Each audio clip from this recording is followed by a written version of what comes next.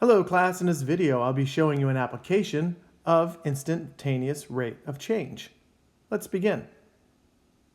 One application of instantaneous rate of change is velocity. Since velocity is a ratio that compares the change in position of an object with the change in time, the velocity of an object at a specific point in time can be measured by applying the instantaneous rate of change formula. Now let's take a look at an example. A particle is moving along a straight line. Its position is modeled by s of t is equal to 3t squared minus t plus 2, where s of t is in centimeters. What is the velocity when t is equal to 2 seconds?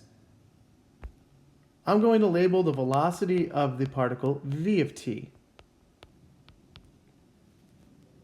And the velocity at time t is equal to the limit as h approaches 0 of s of t plus h minus s of t, all divided by h. And I'm going to evaluate the instantaneous rate of change function for when t is equal to 2. So the velocity at time 2 is equal to the limit as h approaches 0 of s of 2 plus h minus s of 2, all divided by h. Off to the right, I'm going to evaluate the position function at 2 plus h. This means anywhere there is a t in the function, we will substitute 2 plus h. 2 plus h all squared is 4 plus 4h plus h squared. Distribute the negative 1 will give you negative 2 minus h, and we're going to add 2. Next we'll distribute the 3.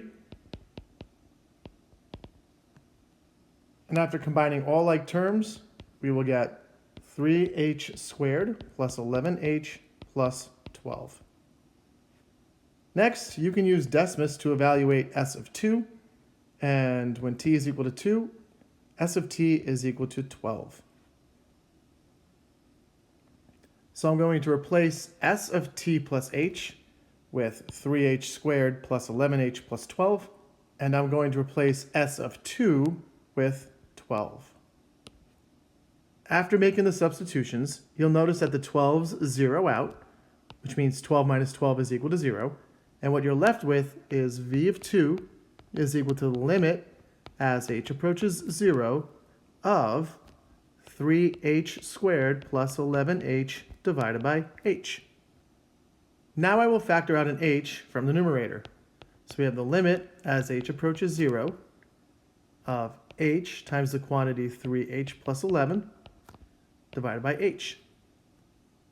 Notice that the numerator and the denominator have a common factor of h, so I will divide those out. And when you do, you get 1. So the velocity at time 2 is the limit as h approaches 0 of 3h plus 11. And now I'm going to substitute 0 in for h. So the velocity at time 2 is equal to 0 plus 11.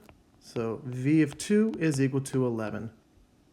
So the velocity of the particle at time 2 is 11 centimeters per second. And we are done.